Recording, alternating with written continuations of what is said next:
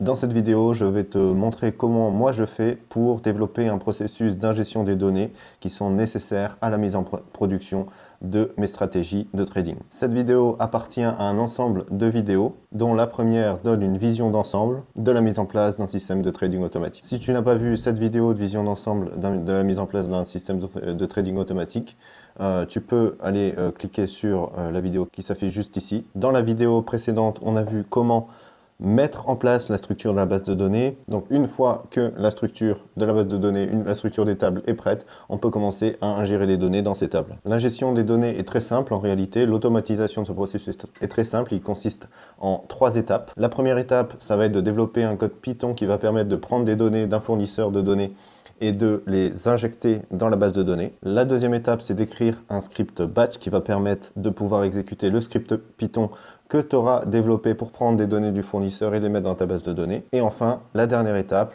c'est l'étape qui consiste à créer une tâche planifiée, en tout cas dans Windows, si tu es avec Windows, qui va te permettre d'automatiser l'ingestion des données, par exemple tous les jours, toutes les heures ou comme tu veux. Donc comme j'ai dit, la première étape, c'est de développer un code Python qui va te permettre de prendre des données du fournisseur de données vers ta base de données. Et par exemple, là, ici, je donne un exemple de code Python que moi j'utilise pour prendre les données de mon fournisseur et de les insérer dans ma base de données. Donc pour l'expliquer de manière très simple, cette partie du code ici consiste tout simplement à prendre les données de mon fournisseur et la dernière ligne ici consiste à mettre ces données dans ma base de données.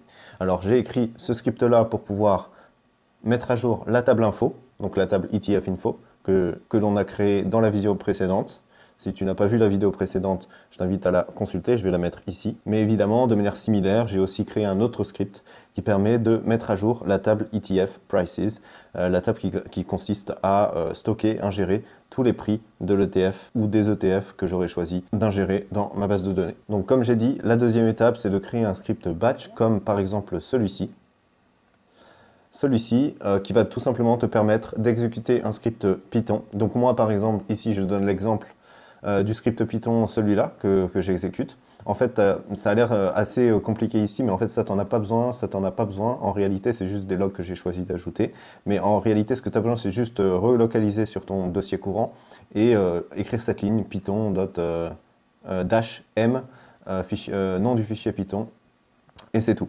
Ça va te permettre ici de définir quel script Python tu décides de lancer dans ta tâche planifiée. Et donc là, c'est une bonne transition pour passer à la troisième étape et dernière étape pour construire un processus d'ingestion des données automatique. La troisième étape est la création de la tâche planifiée dans Windows. Donc pour ce faire, on va aller dans tâche planifiée, donc Task Scheduler en anglais. Si tu veux savoir comment ouvrir tâche planifiée dans Windows, en français, tu dois écrire tâche planifiée. Et normalement, ça doit apparaître. Bon, moi, je suis sur un PC en anglais, donc ça ne marche pas.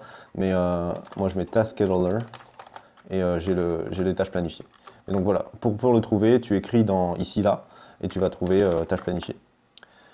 Donc, on ouvre ce tâche planifiée, et ici, on voit tous les processus que j'ai mis en place, les processus automatiques que j'exécute tous les jours. Et en particulier, ici, dans notre cas, pour notre stratégie, j'ai créé 2 nouvelles tâches. Une tâche qui permet de mettre à jour la table ETF Info et une autre tâche qui permet de mettre à jour la table ETF Prices. Alors je vais faire comme si je n'avais pas créé ces tâches et je vais te montrer comment les créer. Donc on clique sur Créer une tâche. En français, ça doit être un truc comme ça, Créer une tâche.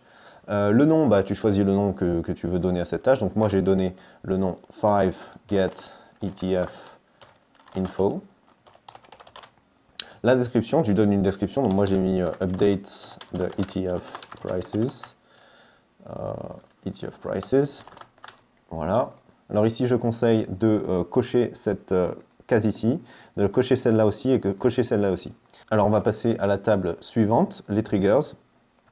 Tu fais New.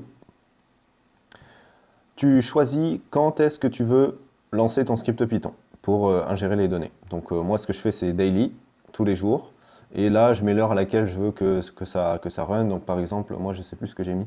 J'ai mis 4h30, je crois, ou 3h30 pour celle-ci. 3h30 AM. Voilà, 00 AM. Voilà. Ensuite, on clique sur OK. On va ensuite dans Action. Donc là, dans Action, tu vas définir quel script tu veux lancer, quel script va être lancé à chaque fois qu'il y a une trigger. Donc tu cliques sur New, tu laisses en Start a Program, tu vas dans Browse et tu vas sélectionner le script que tu veux lancer. Donc dans notre cas, c'est celui-ci, c'est le script BAT que l'on a écrit pour pouvoir lancer le script Python.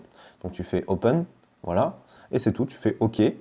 Dans les conditions, je conseille de décocher ces deux cases-là et de cocher celle-ci pour qu'il n'y ait pas de problème lié à la batterie de l'ordinateur ou tout autre problème. Et ici, cocher cette case, ça veut dire qu'on veut que l'ordinateur se réveille, on va dire, se réveiller ou se sort de la veille pour pouvoir mettre en route la tâche. Ensuite, on clique sur OK. Et bon, là, il me dit qu'il y a un message d'erreur puisque j'ai déjà une tâche qui est déjà créée à ce nom, donc je dis OK. Mais pour toi, il n'y aura pas d'erreur. Tu cliques sur OK, ta tâche sera créée et tout sera prêt pour que tu puisses ingérer automatiquement tous les jours, toutes les heures, quand tu veux, tes données dans ta base de données. Donc voilà, il n'y a que 3 simples étapes à suivre pour pouvoir ingérer de manière automatique des données d'un fournisseur extérieur vers ta base de données. Et dans la prochaine vidéo, on va voir comment vérifier la qualité de ces données, savoir s'il y a des données manquantes, est-ce qu'il y a des outliers, c'est-à-dire des données qui ne font pas grand sens par rapport aux autres données. Et donc pour ça, on se dit à samedi prochain à 18 h sur YouTube. D'ici là, pouce bleu si tu as aimé, pouce bleu aussi si tu n'as pas aimé, abonne-toi si ça t'intéresse et abonne-toi aussi si ça t'intéresse pas.